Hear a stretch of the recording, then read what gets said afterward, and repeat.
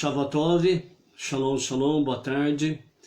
Estamos no primeiro dia da semana e isso significa que nós estamos iniciando uma nova semana.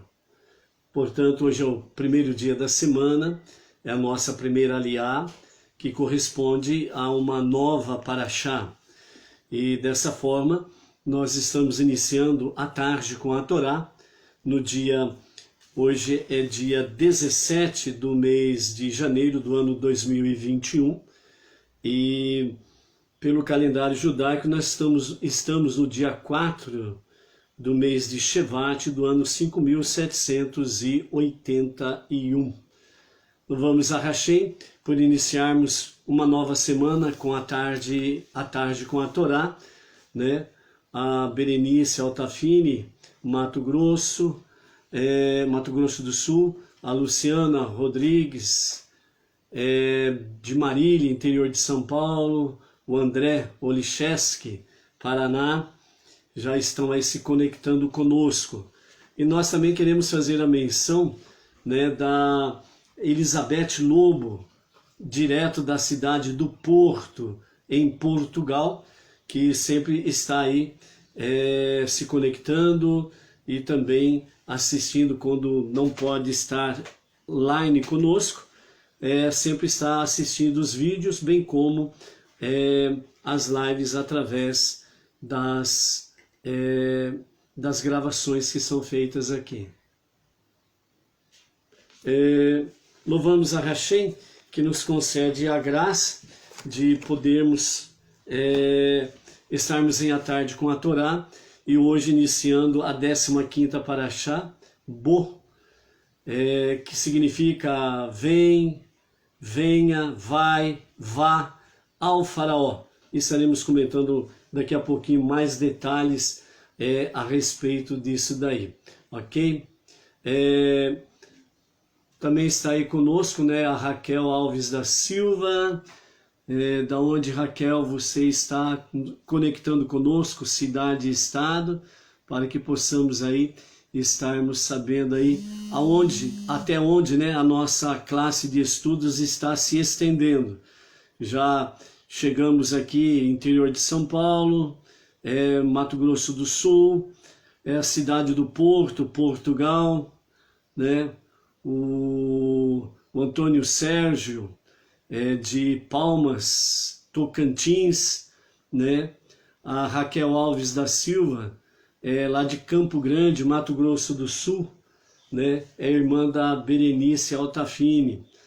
Shalom, shalom para vocês aí, né? Então a nossa classe aí vai se estendendo cada vez mais, né? E louvamos a Hashem por isso. E nós estamos aí cada vez mais podendo, né, compartilhar com vocês a Torá.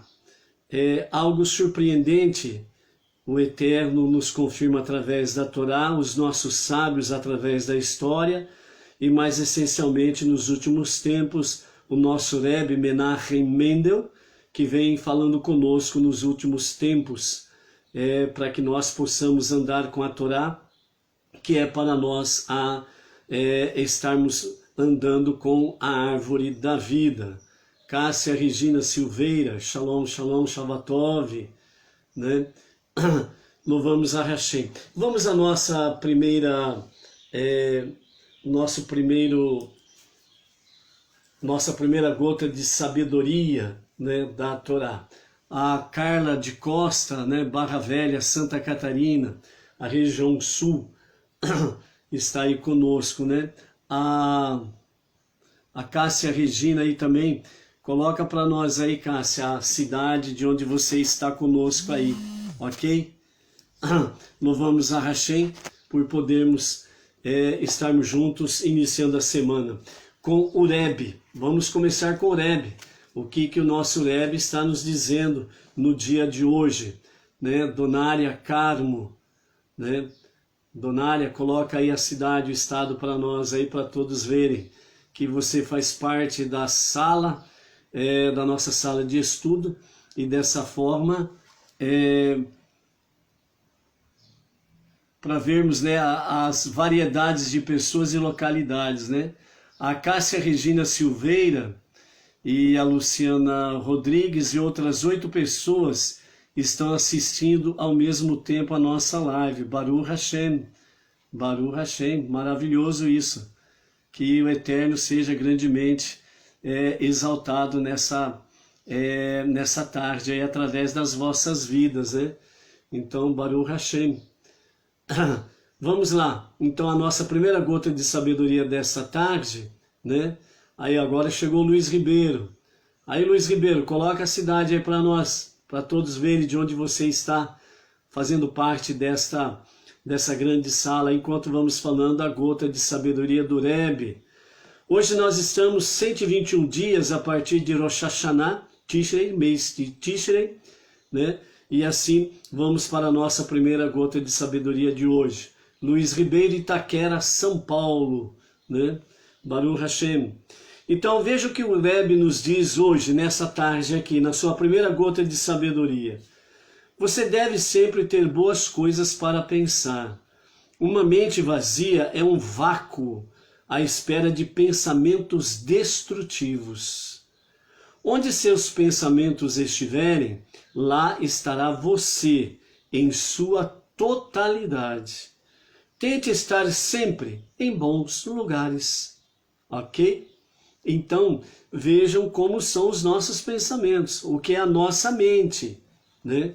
Aqueles que gostam de oprimir o povo, escravizar o povo, eles procuram fazer de tudo para que as pessoas não pensem, certo? Então, como diz, né, o salmista, falando com referência aos judeus quando estavam prisioneiros na Babilônia, conhecida hoje nos dias como Iraque, né? Então, o que nos fala? É que os nossos opressores pediam para que nós os alegrássemos cantando, né? As canções de Jerusalém, o Salmo 137. Como poderíamos cantar em terra estranha, né? Diz o salmista, né? Por isso fala que se eu me esquecer de ti, ó Jerusalém, a minha maior alegria, né? Se eu me esquecer de ti, que a minha língua se pegue ao palato. Uma das grandes características do povo judeu, eles foram escravizados em várias oportunidades fisicamente, mas espiritualmente e mente, né? A mente, a inteligência, né? O cérebro, eles nunca foram escravos de ninguém. Por quê?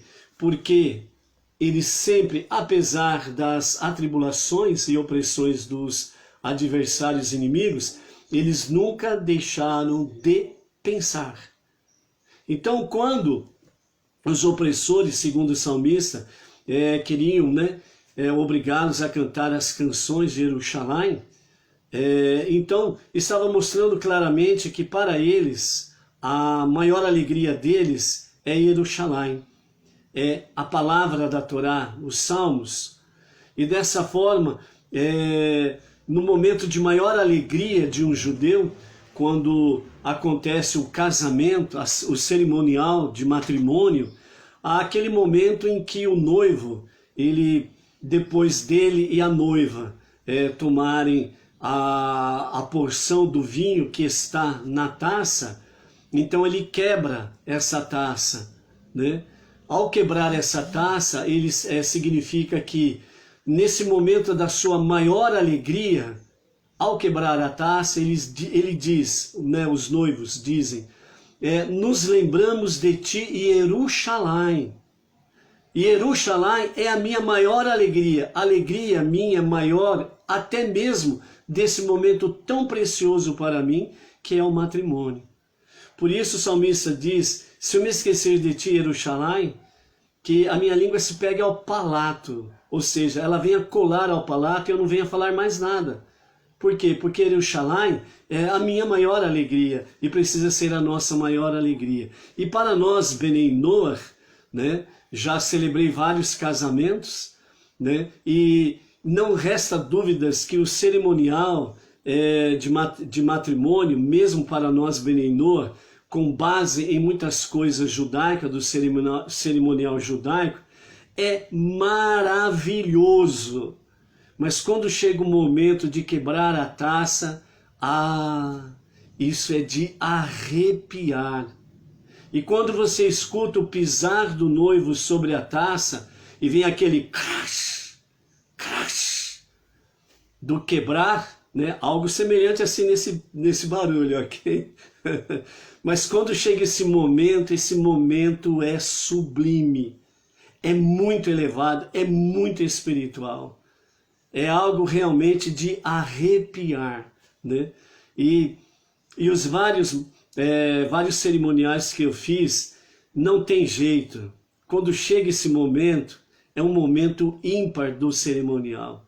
É realmente de muito quebrantamento, né? É de muita elevação espiritual. Então, não resta dúvidas que os nossos pensamentos, principalmente nesse momento do cerimonial de casamento, nos leva, nos transporta até Jerusalém e o Kotel, conhecido como Muro das Lamentações, né? Então é algo realmente muito, muito, muito sublime.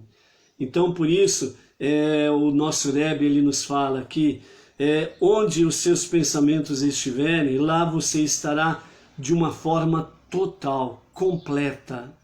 Por isso, né, o conselho do Rebbe: tente estar sempre em bons lugares. Amém. Aleluia. William Jesuíno Batista, lá de Juiz de Fora, Minas Gerais. Minas Gerais, né, sempre se fazendo presente também aqui nas nossas lives. O Cícero Lopes, né, lá de Bebedouro, interior de São Paulo, que é próximo a Barretos, né, Bebedouro, também sempre estando presente conosco aqui.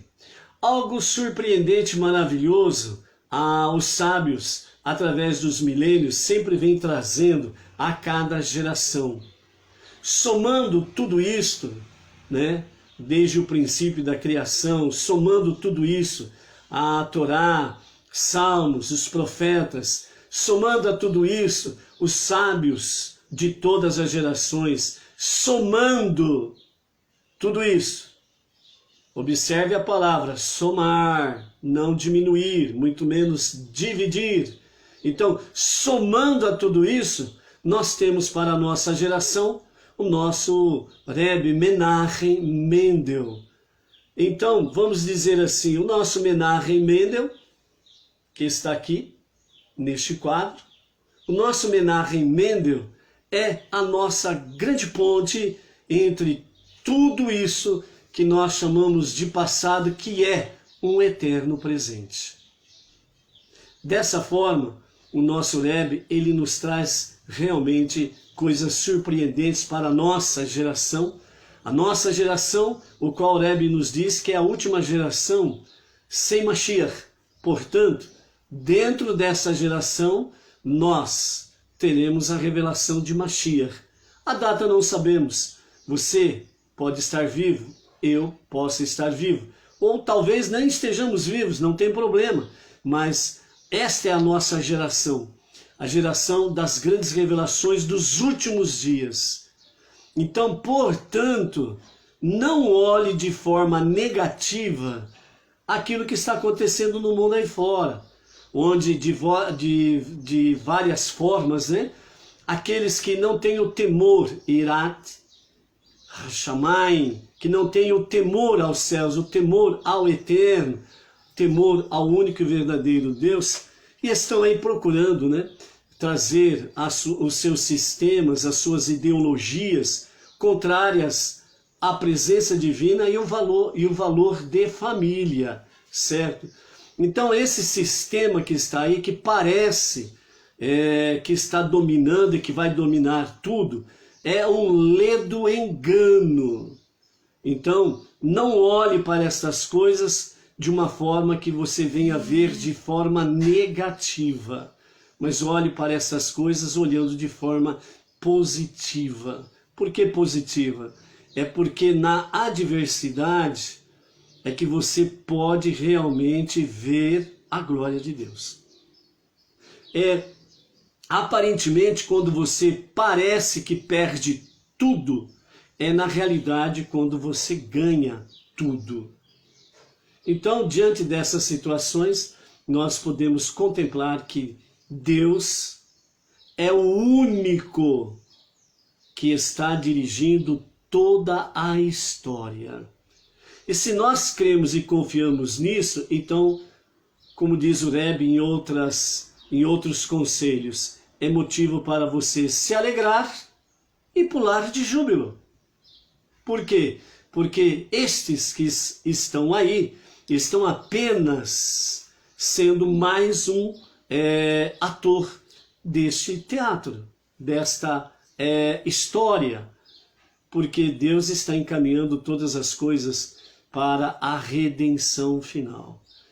Nesse sentido, né, veja bem, acabamos de ver onde está o teu pensamento, você está presente em sua totalidade. Agora na segunda gota diz assim, o que devemos saber? O que devemos saber? O nosso Rebbe Menachem Mendel, o nosso tzadik da nossa geração, diz assim, no Sagrado Zohar está escrito que, devido ao estudo da sabedoria oculta, elevada, profunda, a libertação final virá com compaixão, não só com julgamento. Agora a sabedoria não é mais oculta. Os mestres e sábios encontraram maneiras de torná-la acessível a todos. Aqueles que a estudam e divulgam estão trazendo compaixão divina e redenção ao mundo. Então, quando nós estamos aqui, por exemplo, né, na nossa sala de estudos da Torá, à tarde com a Torá, e outros tantos, né, não só os rabinos por aí afora que estão, os nossos rabinos, o nosso Rav Menachem Mendel, que continua falando conosco, o nosso Rav Yaakov Gerenstad, que é a liderança Bnei Noach no Brasil, a qual nós estamos ligados diretamente. Junto com ele tem o Rav Michel Tabassinik e o Rav Shimon Brand, os quais estão trazendo continuamente lições que antes estavam ocultas do Zohar. E outros tantos emissários que estão aí nos quadrantes do nosso país, trazendo diversos estudos da Torá, da Mishnah, do Talmud, do Zohar, certo? Então o que está acontecendo nesses dias? Exatamente o que o Rebbe está nos falando aqui. O Sagrado Zohar, né, não está, a sua sabedoria já não está mais oculta. E antes que ela pudesse vir sendo revelada, né, porção, para que nós possamos tomar conhecimento de forma gradativa, né, porque o Zohar é de uma profundidade de muita sabedoria. A sua elevação é muito alta. E nós não podemos tomar essa chuva de bênçãos do Zohar, com a sua sabedoria muito elevada, porque nós vamos nos afogar, né? Então por isso que a gente sempre fala aqui, na nossa tarde com a Torá, que o importante é nós mantermos o arroz com feijão. O arroz com feijão é o alimento básico da nossa refeição, né? É a alimentação básica da nossa sobrevivência. Então, de acordo com isso, é passo a passo, momento a momento, gota a gota, para que nós não venhamos nos afogar com tanto saber, e aí possamos a nossa mente não suportar muitas coisas e acaba aí, em vez de se tornar um fiel a Hashem, acaba aí ficando mais em dúvida do que outra coisa. Então, por isso, devagar, passo a passo, gota a gota. Os tempos finais já começaram, já há vários e vários anos. Estamos vivendo a última geração, estamos aí diante de revelações preciosas, maravilhosas, e isso vem trazendo para nós o quê? Que nós estamos realmente nesse tempo chamado a última hora, e que nós precisamos cada vez mais nos prepararmos para o momento da revelação de Mashiach. E que a revelação de Mashiach, segundo os nossos sábios, não é algo que você deve esperar para amanhã, mas é algo que você deve viver agora, nesse momento. Então, por isso, os nossos sábios sempre falaram e falam que os dias de Mashiach, a revelação de Mashiach, que seja para o nosso tempo, que seja para a nossa época, que seja para a nossa geração, que seja para agora. Se a revelação de Mashiach for agora, amém, aleluia, maravilhoso, isto é. Então é esse momento que nós precisamos viver, dessa forma sim. Então, esta sabedoria que vem através dos nossos mestres e sábios, que vem falar de Zohar, traz para nós exatamente o quê? Que a compaixão divina e a redenção do mundo está diante dos nossos olhos. Ou como diz o próprio Zohar, quando nós vemos estas coisas acontecendo nos quadrantes da Terra, não é para nós termos medo, pavor, terror. Muito pelo contrário, é para nos alegrarmos. Por quê? Porque através disso daí nós estamos ouvindo os passos de Mashiach, que é a redenção. Então, por isso, amados, nós estamos tendo e recebendo gradativamente, né, paulatinamente, estamos recebendo as revelações da sabedoria oculta através do Zohar, diante de tantos comentários que nós temos recebido através dos nossos mestres, dos nossos sábios, dos nossos rabinos, também da atualidade. Ok? Nivaldo Santos, Ribeiro das Neves, Minas Gerais. Ei, Minas Gerais. Baruch Hashem. Ok? Vamos então adentrar na nossa Parashá Bo, né? É a nossa 15ª Parashá. E vamos para a nossa curiosidade, né? Em quantos versículos nós já estamos? Vamos ver? Bereshit, nós tivemos 12 parashiot, 12 porções. E, portanto, no livro de Bereshit, o primeiro livro da Torá, nós estudamos 1534 versículos. Olha que maravilha, hein? 1534 versículos. Agora nós começamos Shemot, nós estamos na terceira, hoje, iniciando a terceira parashá do segundo livro da Torá, que é Shemot, Êxodo.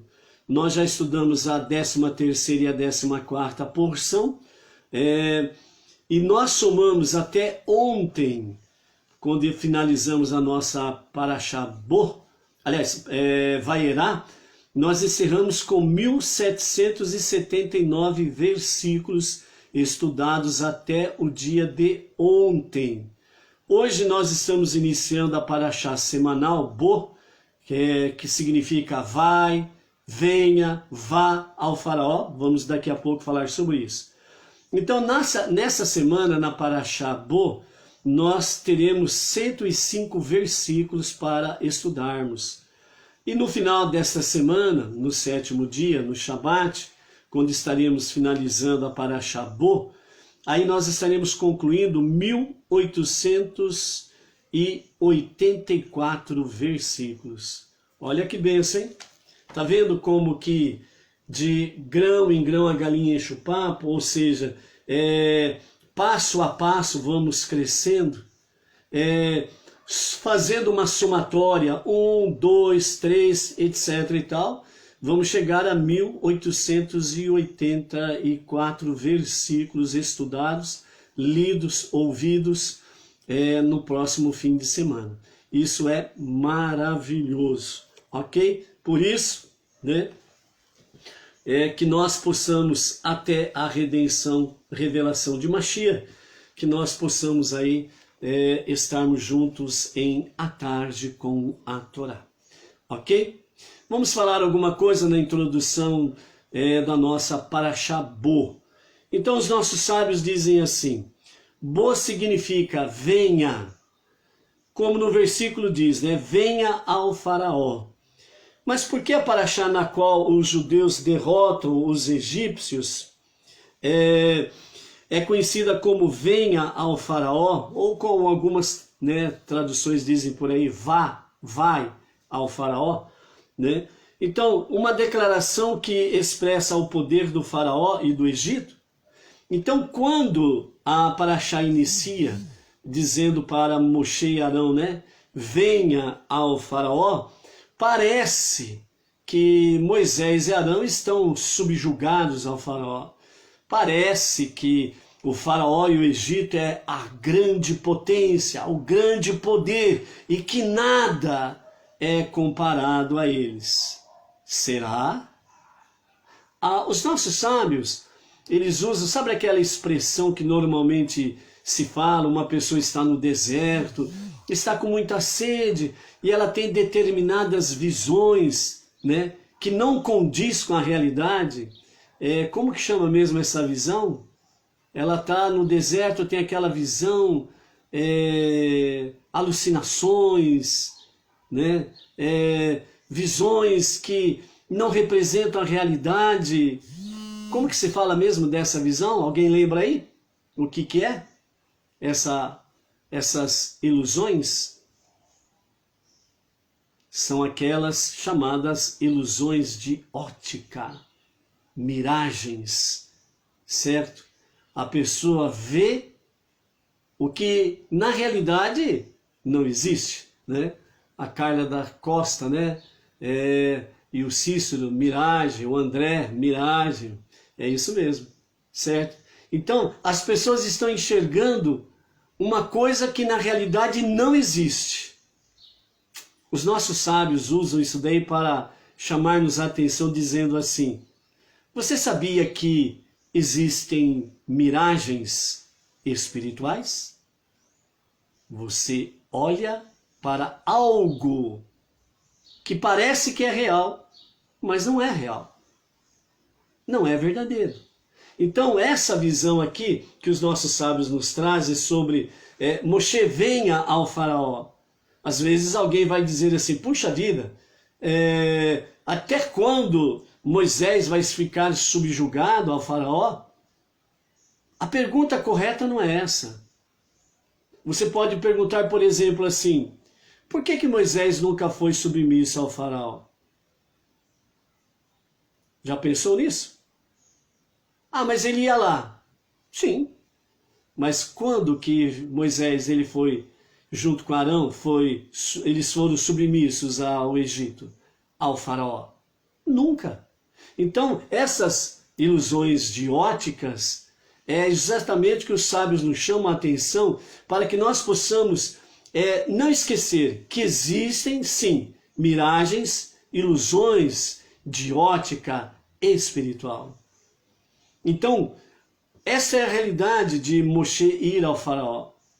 Parece que o faraó detém o poder, parece que o Egito é a grande potência inabalável e nada se compara ao faraó e ao Egito. Será que é exatamente isso? Será que não é uma ilusão de ótica espiritual? Será que não é uma miragem espiritual? Lógico que é. Continuando, isso nos ensina uma lição. Algumas pessoas pensam que para resolver, preste atenção que os sábios nos dizem. Preste atenção. Irat Shamayim, temor aos céus, temor a Deus. Uma das coisas que os sábios nos chamaram a atenção na aliá passada, que findou a nossa Parashá Vaierá, é exatamente sobre essa questão. O temor aos céus, o temor a Deus, ela precisa estar focado realmente em preste atenção. Porque quando você presta atenção, então todo o seu ser se volta para aquele objeto da sua atenção. Dessa forma, os seus pensamentos, a sua visão, o seu ouvir, conduz todo o teu ser, todas as tuas emoções, ou seja, conduz toda a tua alma para aquilo. Dessa forma, então, nós aprendemos a seguinte lição. Algumas pessoas pensam que para resolver os problemas de suas vidas religiosas e espirituais, precisam somente praticar o bem, e mais bem, e mais bem. Uau! Mas tem alguma coisa errada em praticar o bem? Muitas pessoas pensam que para resolver os seus problemas de suas vidas religiosas e espirituais, acham que precisa fazer só o bem. Mas a verdade é que, além de fazer mais bem, uma pessoa também tem de erradicar o mal. E não somente tirar o mal em geral, mas ele deve ser esmagado em sua raiz, para que não volte a crescer. Então Deus falou a Moshe para que venha ao faraó, em seu palácio, onde ele reside com a sua glória, com o seu poder. Para Moshe foi ordenado que procurasse o mal do Egito até a sua raiz, e então que o esmagasse e o humilhasse ao extremo. E só neste caso, o êxodo iria acontecer.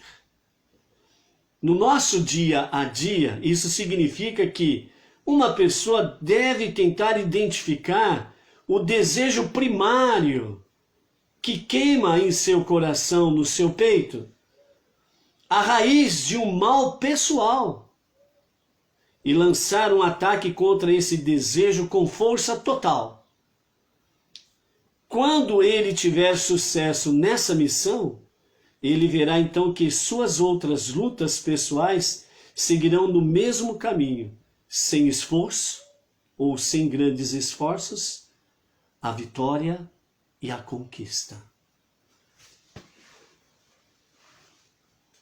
O que nós aprendemos já no início da nossa Parashá Bo? Venha ao faraó. Vamos, com essa introdução que os nossos sábios dizem, vamos então transportar para nós. Então Deus diz a você e a mim, venha ao faraó, venha a esse desejo que queima no teu peito, no teu coração, que não é bom, seja ele qual for. Seja ele qual for. Essa paixão que queima no seu peito, no seu coração, que não está ligado à Torá, que não está ligado às mitzvot de Hashem, venha ao teu faraó e venha humilhar, esmagar até as suas raízes este mal que está em nós. Quando vencemos isto, as demais batalhas pessoais, sem grandes esforços, farão com que nós tenhamos dia a dia vitórias e conquistas. Seja qual for a sua tristeza, busque a raiz deste mal. Seja qual for a sua depressão, busque a raiz deste mal. Seja a busca no sentido material, materialista que queima no teu peito, queime até as suas raízes. Seja qualquer paixão, queima até as suas raízes. Trate com força, com rigor, e queime até as suas raízes, com as palavras da Torá, com preces espontâneas, voluntárias, se envolvendo cada vez mais no estudo da Torá, em salmos e no conhecimento da palavra. Você consegue vencer. Porque é uma realidade, amados. Nós podemos encontrar ajudas com os nossos mestres, com os nossos rabinos, com os nossos sábios, com a literatura, com os nossos emissários, com o nosso irmão próximo. Podemos encontrar ajudas, mas a palavra final somente está em você e em mais ninguém. Somente você pode dizer, sim, eu quero tratar este faraó e humilhá-lo até as suas raízes, para que ele não volte a crescer. A partir do momento que você decide, então você se envolve plenamente com os estudos da Torá. Você se envolve cada dia mais com salmos para elevação, fortalecimento. Você se envolve cada vez mais com os sábios, os mestres e os nossos rabinos da atualidade. Você se envolve cada vez mais com o teu irmão de jornada, para nós especificamente, Benei Noach. E assim você vai tendo tijolos e vai crescendo, se fortalecendo. Mas a palavra definitiva está somente em você. Se você determina que você não é um pobre coitado, se você determina que você não é capacho de ninguém, se você determina a si mesmo, olha o poder do pensamento que o Rebbe nos diz. Se você determina a si mesmo que você é de fato um filho de Deus, então você só tem que comemorar, se alegrar. Não há motivo para tristeza, nem depressão e por aí afora vai. Começou a aprender as primeiras lições da nova Parashá Bo? Trate o faraó com seriedade, com rigor e queime até as suas raízes. Somente através da verdade e da luz que nós conseguimos dissipar o mal até as suas raízes e dissipar toda escuridão e trevas. A palavra final é tua. Por isso, diz o Rebbe, tenha bons pensamentos para sempre estar em bons lugares. Continuando,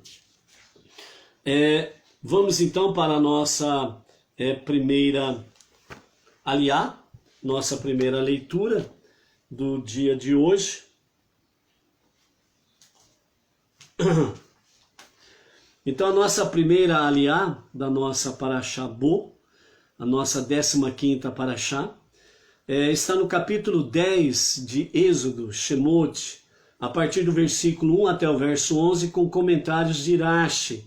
Depois nós vamos ver alguns comentários do nosso Rebbe Menachem Mendel, ok? Então vamos lá, capítulo 10, verso 1 a 11 de Êxodo, Shemot, com comentários de Rashi. Nós vamos aqui ver o início da 8ª praga, os gafanhotos. Há pouco tempo atrás veio aquela nuvem, né, de gafanhotos que poderia adentrar pela parte sul do nosso país, Rio Grande do Sul, né, e poderia entrar aquela nuvem de gafanhoto que já estava causando grandes desastres nos nossos países vizinhos lá para o lado do sul. E houve aquele temor, né, a nuvem de gafanhotos vai chegar aqui pelo lado sul do Brasil, Rio Grande do Sul, e vai trazer aí uma grande destruição, ruína em tudo aquilo que é vegetal, né? E então houve uma grande preocupação com aquilo lá. E de repente, né, aconteceu que veio um vento frio e levou essa nuvem para fora, não deixou adentrar aqui, né? Atualmente eu não sei como que está, se ainda existe lá no Rio Grande do Sul essa ameaça, ou se chegou a entrar ou não. Mas até naqueles dias atrás que nós acompanhamos aí nós vimos, né, a mão de Deus enviando um vento frio e fez com que realmente aquela nuvem de gafanhoto retrocedesse e não adentrasse aí praticamente no nosso território brasileiro, ok? Então vamos lá, capítulo 10, verso 1.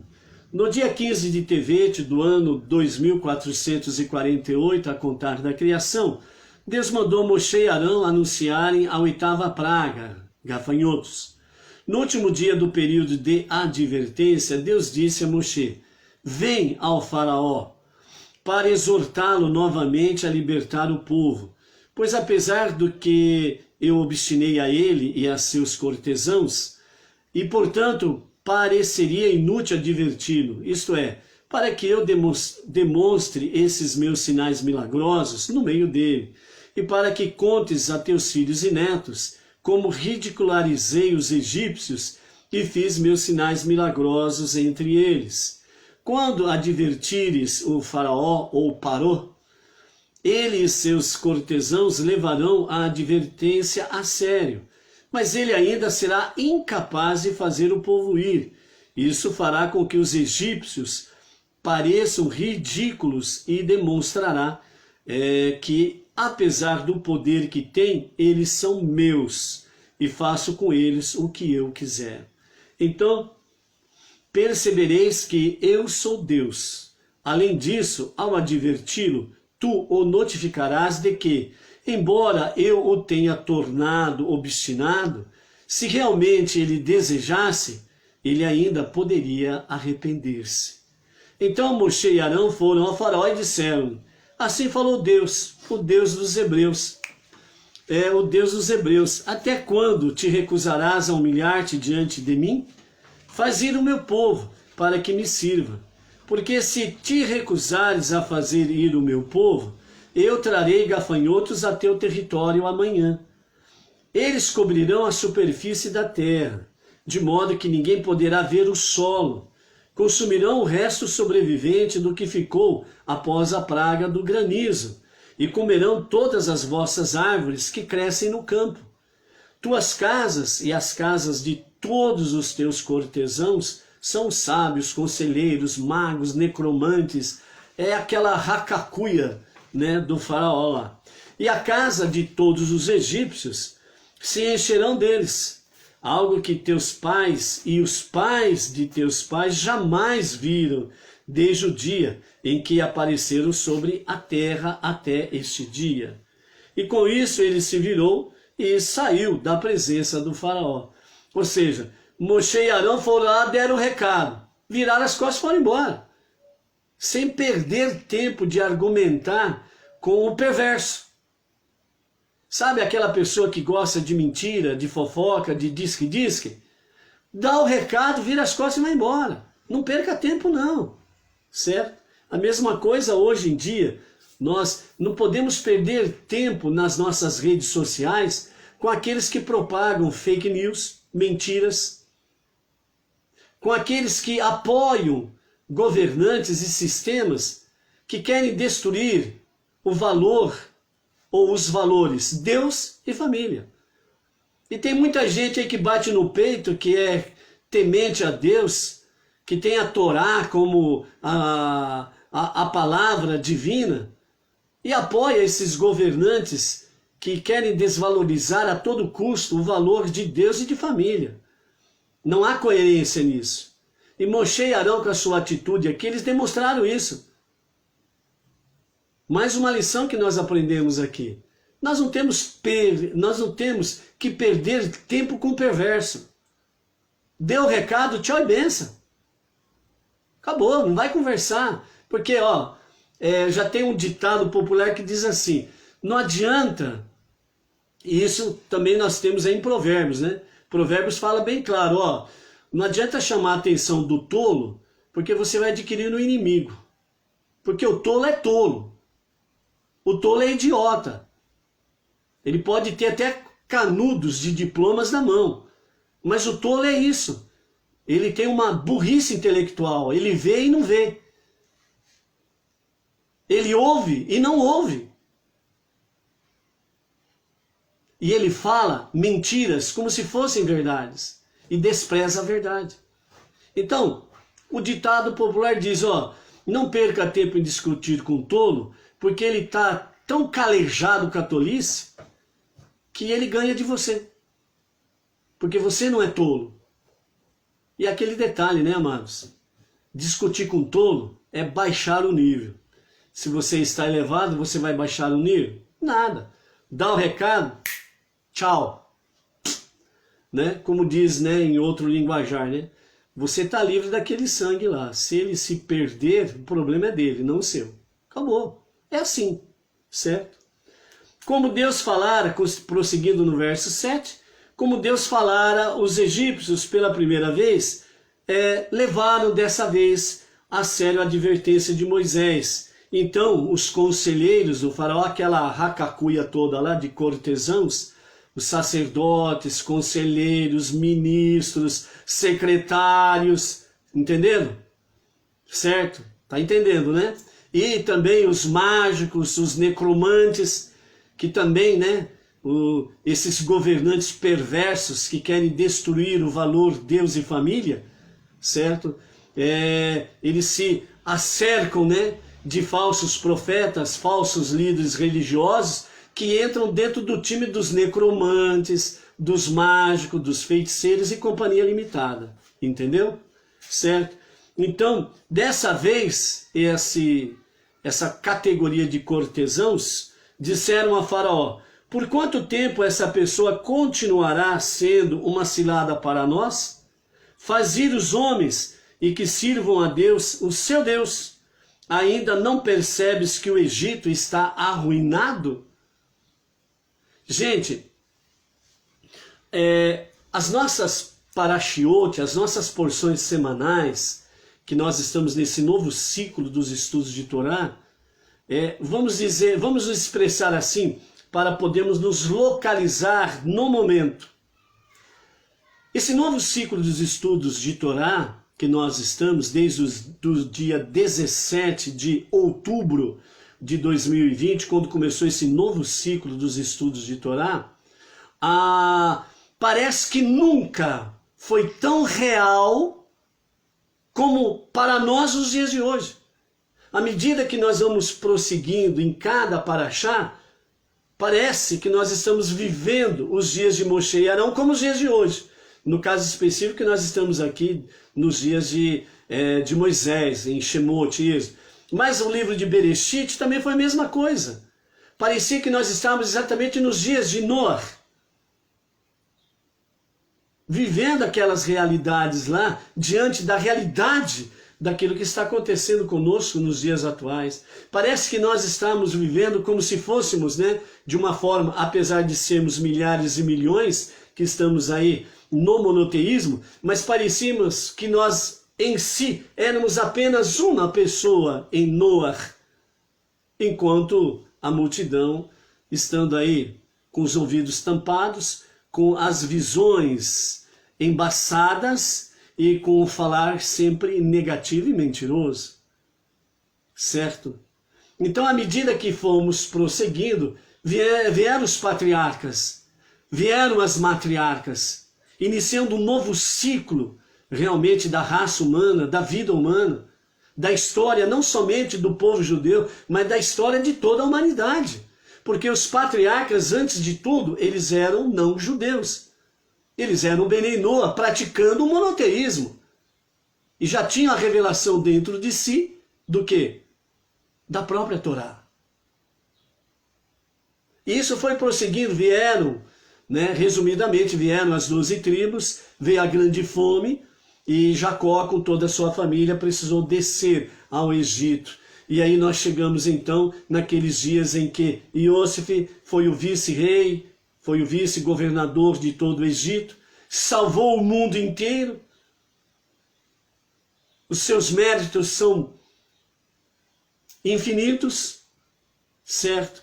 E depois disso daí, depois que passou aquela geração dos patriarcas, das matriarcas, de Jacó, toda a sua família, de José, veio uma nova geração que começaram a se assimilar entre os egípcios, começaram a se deixar dominar pela idolatria, pelo paganismo, pela promiscuidade, a liciosidade, né? E dessa forma se tornaram aí libertinos também. E aí precisou que viesse um novo faraó que não conheceu a José, e aí começou a trazer a escravidão, a opressão sobre o povo judeu, e dessa forma eles voltaram completamente para Deus e pediram que o Redentor se manifestasse. E então o Redentor daqueles dias, Moshe, se apresentou e revelou, né, a palavra-chave para aquela geração. Eu me lembrei de vós, expressando realmente a vontade de Deus. Eu me lembrei de vós. E dessa forma Moshe começou a ser usado pelo Eterno para trazer então a libertação e a redenção do povo. E nós estamos aqui, já passamos por 7 pragas, estamos na 8ª praga, a dos gafanhotos, e nós vemos aqui Moshe, né?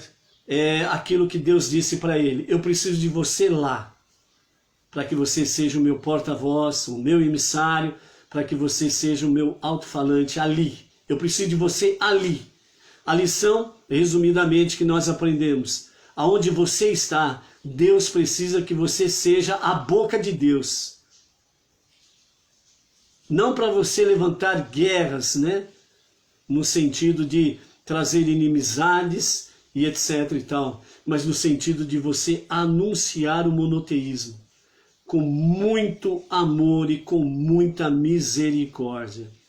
Quando chega a você aqueles maus agoureiros, né? Aqueles que gostam somente de discussão, que são negativistas, que querem anular a Deus e a família, você simplesmente, com muito amor, paciência, compaixão, dá o recado, vira as costas e vai embora. Não perca tempo. É onde nós chegamos hoje. Moshe e Arão foram e deram o recado. Pá! Viraram as costas e foram embora. E aí aconteceu exatamente como Deus disse a Moshe e Arão. Que foi o quê? Dessa vez, pela primeira vez, eles levaram a sério a advertência. Aí entrou os conselheiros do faraó. Lembre-se que nós sempre estamos aplicando para os nossos dias atuais, certo?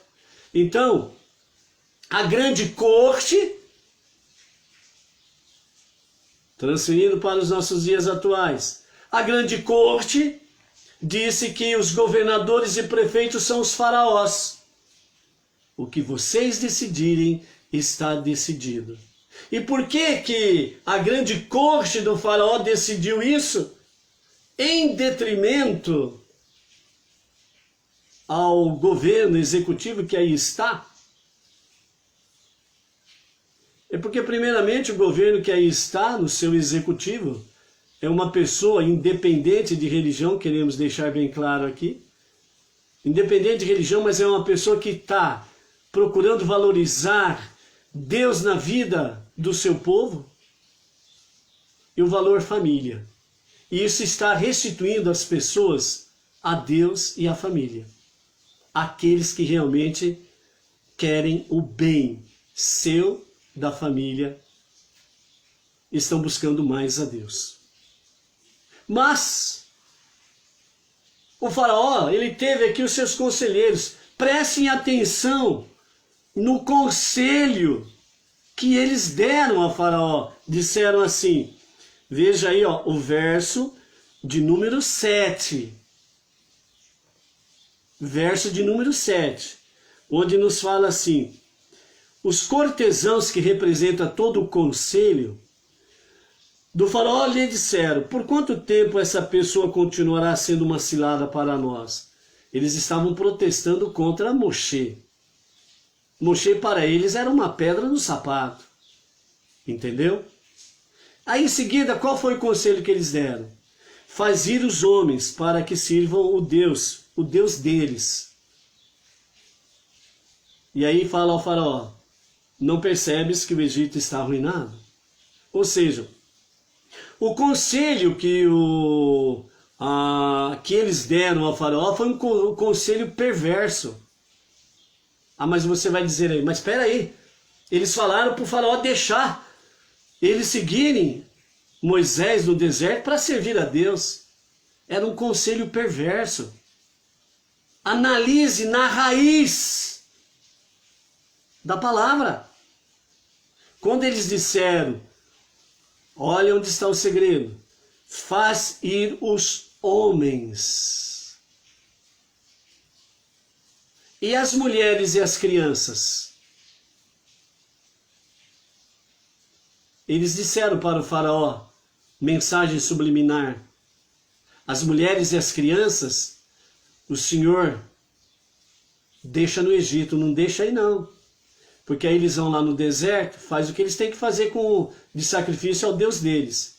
Mas se as mulheres e as crianças permanecerem aqui no Egito, eles vão voltar. Se eles não voltarem, eles que morram no deserto e as famílias deles estarão à nossa mercê. Sim, Cícero Lopes, isto é a teoria ou a ideologia de separar as famílias. Há alguma coisa no presente momento que você está vendo? É uma mera coincidência? Não, não é uma mera coincidência. Porque o mesmo espírito enganoso, danoso, demoníaco daqueles dias continua nos dias atuais. Então, o grande conselho, que representa, por exemplo, a Suprema Corte de um país, disseram: os governantes e prefeitos são aqueles que determinam. Por quê? Porque o grande chefe que está no executivo não reza a mesma cartilha deles. Então ele tem que ser cortado. A primeira coisa que eles falaram para o faraó: por quanto tempo essa pessoa continuará sendo uma cilada para nós? Eles estavam falando de Moshe, porque Moshe não rezava na cartilha deles. Moshe não falava a mesma língua deles. Tanto é que Moshe, ele falava em hebraico. Arão que traduzia. Ou seja, o conselho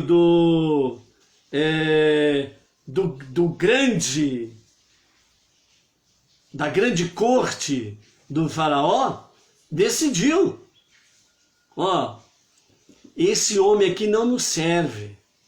Ele não fala a mesma língua que a nossa. Ele não reza na nossa cartilha. Nós precisamos cortá-lo. Entendeu o que está acontecendo nos nossos dias? É só você analisar o que aconteceu num determinado estado por aí. Cortaram o oxigênio nos centros de emergência para que as pessoas morressem sem oxigênio. A míngua, sem oxigênio.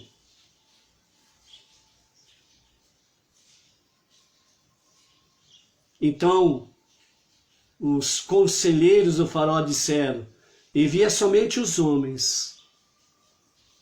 Essa é uma das formas de matá-los sem oxigênio, porque a sua família ou as suas famílias são os oxigênios deles.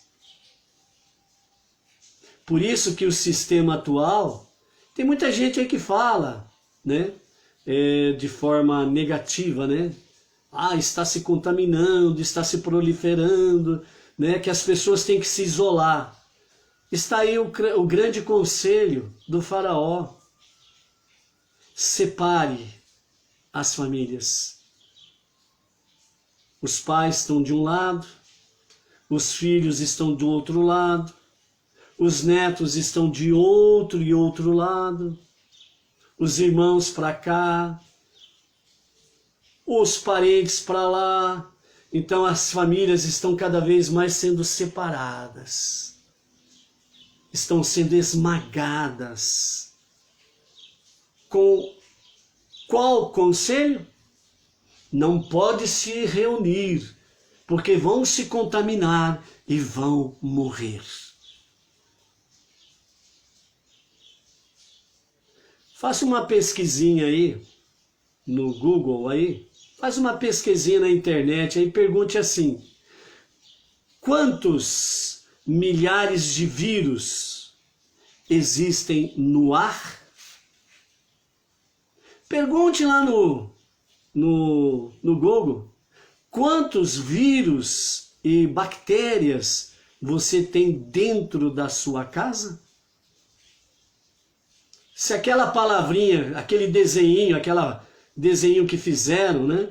Mostrando lá o vírus caindo, boiando, flutuando no meio das ruas, e perguntaram, se você visse isso, você teria coragem de sair de dentro da sua casa? Então pergunte, faça pesquisa, quantos vírus e bactérias você tem dentro da sua casa? Quantos vírus e bactérias você tem dentro, aliás, em cima da sua cama, do seu lençol, do seu travesseiro? Veja quantas bactérias e vírus tem dentro do seu banheiro. Um pouquinho mais profundo, veja quantas bactérias e a possível presença de vírus que tem na sua escovinha de dente. Se você pudesse ver tudo isso, você teria coragem de viver? Mas quando nós olhamos para isso, lembre-se a ilusão de ótica. Lembre-se sobre miragem. Tudo isso está no ar, dentro e fora de casa.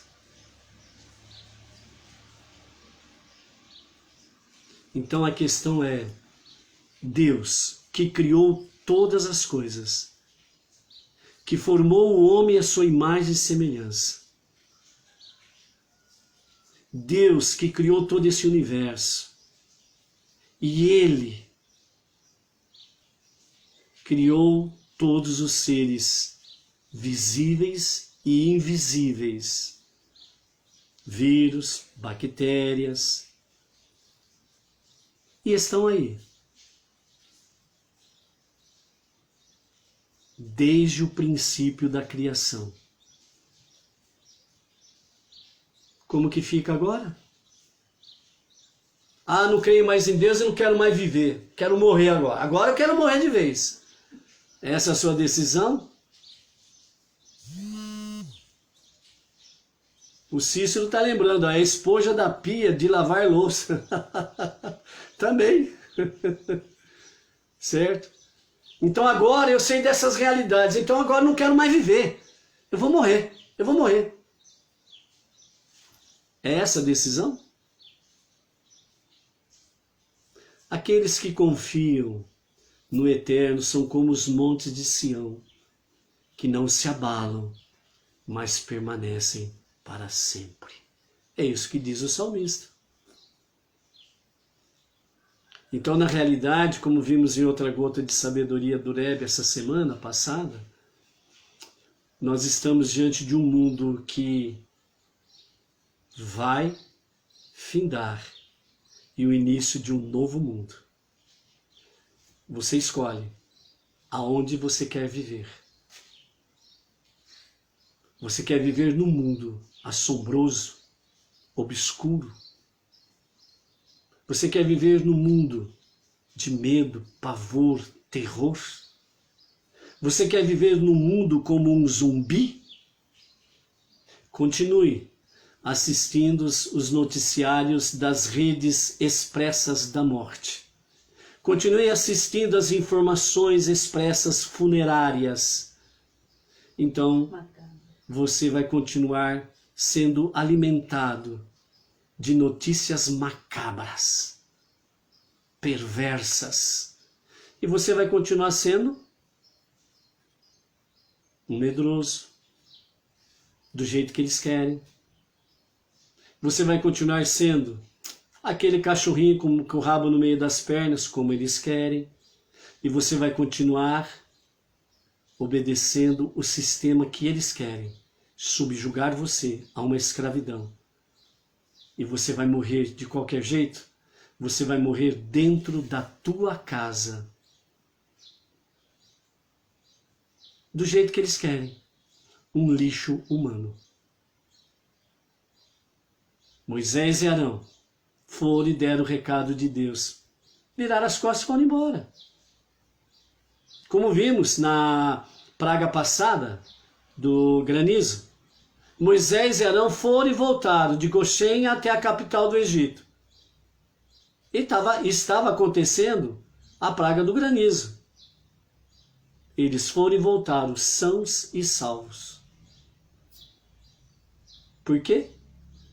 Porque eles confiaram em Deus. E a aura protetora de Deus os cobriu, os envolveu. E é isso que diz o profeta Ishaiah.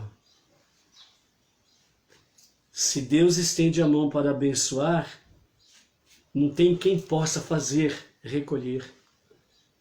E se Deus ele recolhe a sua mão para não abençoar, não tem quem possa empurrá-la para abençoar. E ele abençoa e protege. Essencialmente, no meio a tantas e terríveis desgraças, ele abençoa e protege aqueles que confiam nele. Por quê? Porque onde está o seu pensamento, você está por inteiro.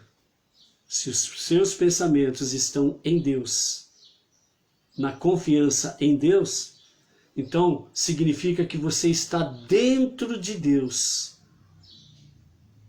E como diz uma outra expressão bíblica, quem pode tocar a menina dos olhos de Deus?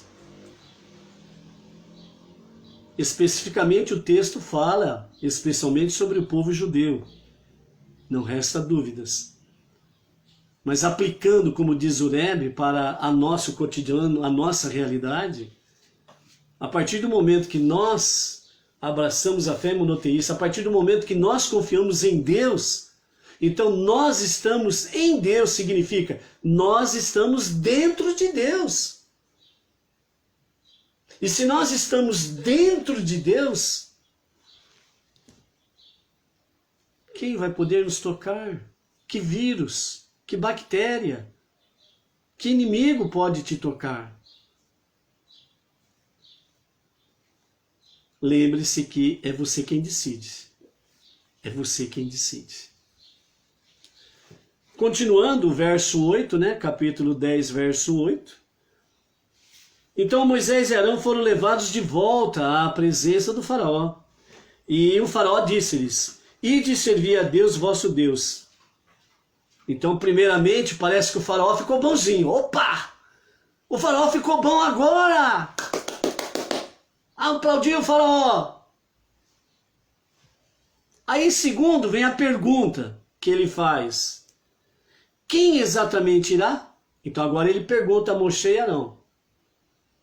Quem vai com vocês ao deserto prestar o serviço a Deus?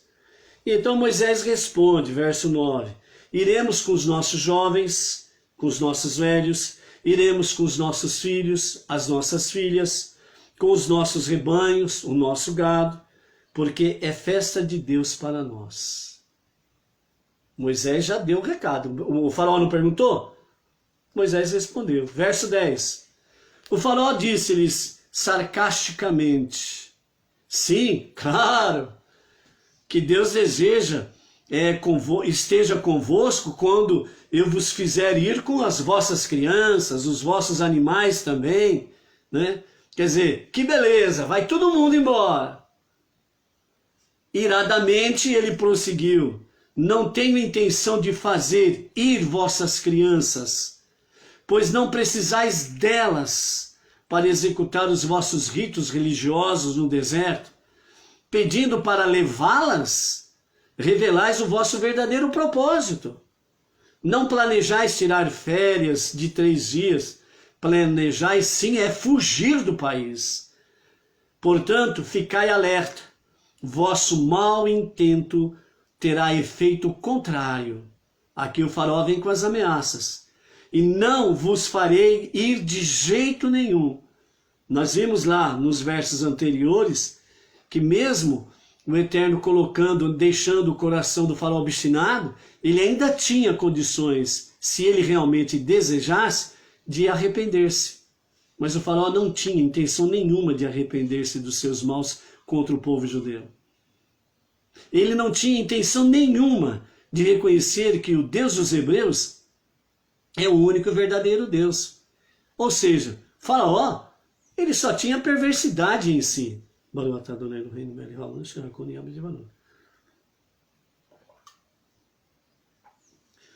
E continuando nessa sua forma irada, o Faraó ainda diz, né? Além disso, eu vos aviso, olhai, o mau agouro, a estrela de Ra, que é uma das divindades do Egito, que traduzido é Má, ou seja, é uma deusa do mal, que só faz maldades, que pronuncia sangue e matança, ergue-se contra vós no deserto, será perigoso viajardes agora. Então, o faraó estava dizendo para eles que a deusa deles e os seus deuses iriam persegui-los no deserto e que eles morreriam no deserto e que não seria aconselhável sair agora para o deserto. Quer dizer, ele queria dizer que os deuses do Egito eram mais poderosos do que o Deus dos hebreus. Verso 11. Conforme eu falei, não é absolutamente como dizeis, que vossas crianças têm de acompanhar-vos, vós, os homens, e de servir a Deus, pois é isso que pedis. Pedis para sacrificar, pedis para sacrificar. Crianças não sacrificam. E dito isso, Moisés e Arão foram expulsos da presença do faraó. Ok? Então aqui nós encerramos a nossa primeira aliá. Vamos agora para vermos alguns mais conselhos e ensinamentos que nos fala os nossos sábios, né? Desse início da nossa paraxá aqui, né? Então aqui os sábios também nos diz assim, e para que contes aos ouvidos de teu filho, lá no verso 2 nós temos, né? Deus falando a Moshe e Arão, né? E para que contes aos ouvidos de teu filho e do filho de teu filho, como me burlei do Egito. Não só os egípcios tinham, porque o faraó, cada vez mais que se endurecia, então Deus aconselhou Moisés e Arão a falar aos seus filhos e aos filhos dos filhos. Não só os egípcios tinham que aprender com as pragas, os próprios israelitas, que antes duvidavam de Moshe e Arão, passaram a ser testemunhas dos fatos miraculosos que ali aconteceram, mesmo os mais incrédulos. Deveriam atentar e acreditar no poder divino. Essas passagens, na verdade, demonstraram para toda a humanidade que Deus não é apenas o Criador do universo, mas Ele é Adon Olam, ou seja, Ele é o soberano, o Senhor do mundo, o Senhor do universo. Dia a dia, a cada instante, revelando o seu poder em cada mero detalhe da vida de seus filhos e dos seres humanos. Ok? Vamos ver alguns comentários do nosso Rebbe, né? Na introdução da nossa paraxá, nós vimos aí que venha ao faraó, no sentido de que procurar a raiz do mal para que ela seja realmente tratada e queimada até as suas raízes para que não venha crescer de novo. Dentro disso daí, o nosso Rebbe, ele nos fala, né, comentando os comentários de Rashi, dizendo: a praga anterior do granizo, ela foi o primeiro exemplo no qual Deus tinha endurecido o coração do faraó de verdade, pois Deus endureceu o coração do faraó, né? Com isso daí, nós entramos com aquela questão, e o livre-arbítrio do faraó, como que ficou? Então vamos ver o que nos diz as faíscas de Hassidut, ou seja, os ensinamentos, né, do Hassidismo. O livre-arbítrio do faraó, ele foi tirado? A Mishnah afirma: se uma pessoa diz, eu pecarei e depois eu farei techuvá, arrependimento e retorno a Deus, não lhe é concedida a oportunidade para fazer techuvá. Está escrito lá na Mishnah Yomá 85a. Isso parece, à primeira vista, sugerir que é negado à pessoa livre arbítrio de uma techuvá posterior. Porém, o Alter Rebbe escreve no Tânia que ainda é possível para esta pessoa fazer techuvá, se ela se esforçar muito e superar a sua inclinação para o mal, ou a má inclinação. Então, a techuvá dela é aceita. Isso explica porque a Mishnah usa a expressão não lhe é concedida a oportunidade. Ela poderia fazer techuvá de fato, através de um esforço extremo, mas as circunstâncias são contra ela. Isso acontece porque o pecado que ela cometeu debilitou a sua sensibilidade para assuntos espirituais, esfriando o seu entusiasmo anterior de fazer techuvá. Então é exatamente isso que os nossos sábios, a Mishnah, o Tanya, o Talmud, os nossos mestres vêm nos trazendo. Que quando a pessoa ela diz, né, eu vou pecar voluntariamente, mas depois eu faço techuvá. Eu vou fazer o mal agora, eu vou praticar o mal agora, eu vou pecar, aí depois eu me arrependo. E aí, beleza, tenho o favor de Deus. Então o que os nossos mestres nos ensinam é que se a pessoa ela tem a oportunidade lá atrás, antes de cometer a iniquidade, o pecado, ela já ter em si o espírito voluntarioso de techuvá, de arrependimento. Então quando ela peca involuntariamente, deu um escorregão, né, cometeu um ato de fraqueza, ela tem mais possibilidades ao arrependimento do que aquele que premedita, aquele que programa, eu vou fazer o mal agora, ele está dando margens, alimentando, fortalecendo o Yetzer Hará, a má inclinação, e depois ele diz, depois eu dou uma de santinho, depois eu me arrependo e beleza, pronto, estou com Deus de novo, já fiz o que eu queria, já fiz o que eu gostei. Lembra da introdução da Parashá Bo? Venha ao faraó. O que significa venha ao faraó? Procure o mal na sua raiz para tratar com ele. Então qual que era a raiz do mal do mundo daqueles dias? Era o faraó e o Egito. Do faraó e do Egito vieram todas as promiscuidades para todas as nações vigentes daquela época.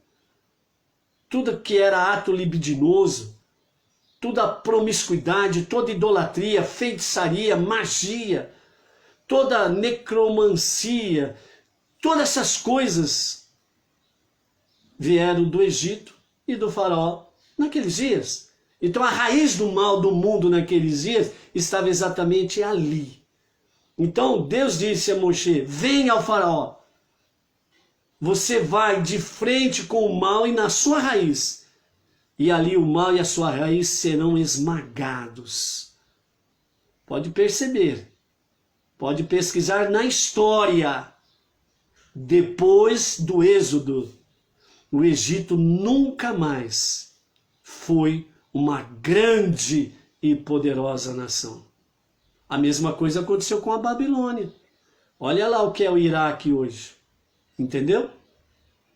O próximo, né, que está aí para cair por terra é o grande império que vem da descendência de Edom, que vem da descendência de Esaú, o irmão gêmeo de Iacove, né, que é o irmão que odeia Iacove, né? E através dos milênios tem perseguido o povo judeu, né? Conhecido como o Império Romano, que já caiu, deu alguns suspiros aí de ressurreição, né?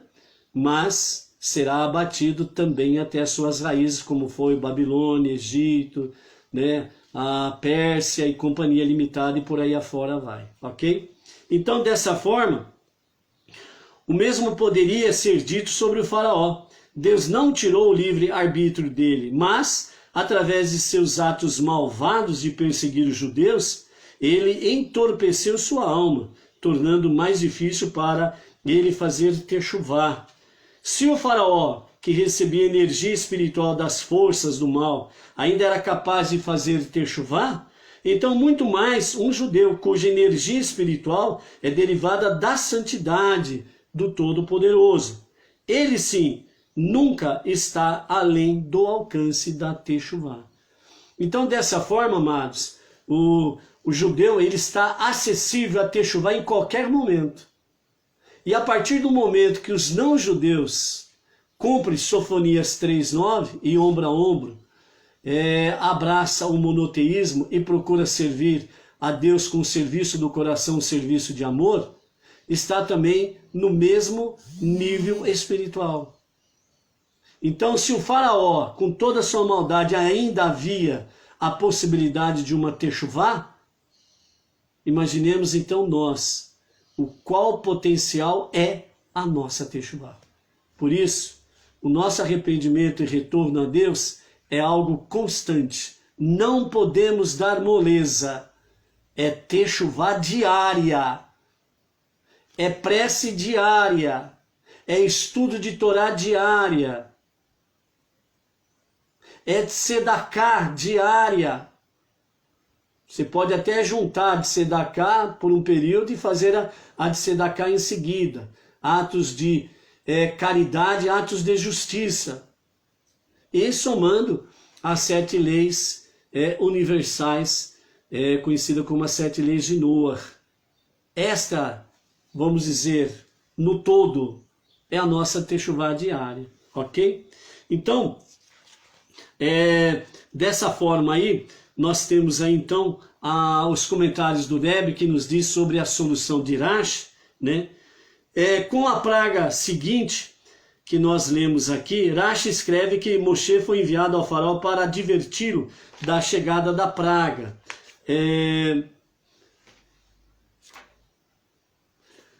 Isso contrasta com a praga anterior, a praga do granizo, em que nenhum aviso foi dado ao faraó.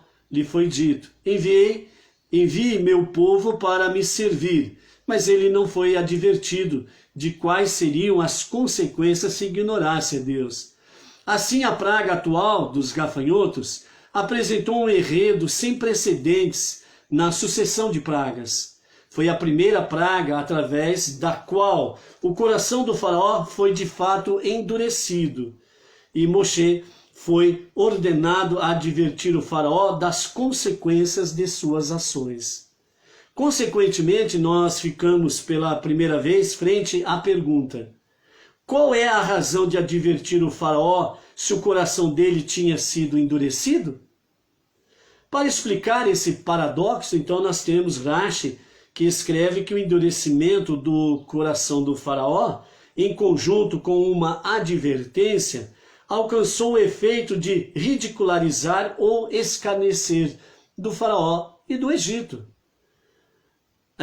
O faraó e seus servos seriam ou teriam entrado em pavor de um ataque por chegar, e eles ficaram impotentes de se proteger dessa ameaça, já que o livre-arbítrio do faraó foi diminuído.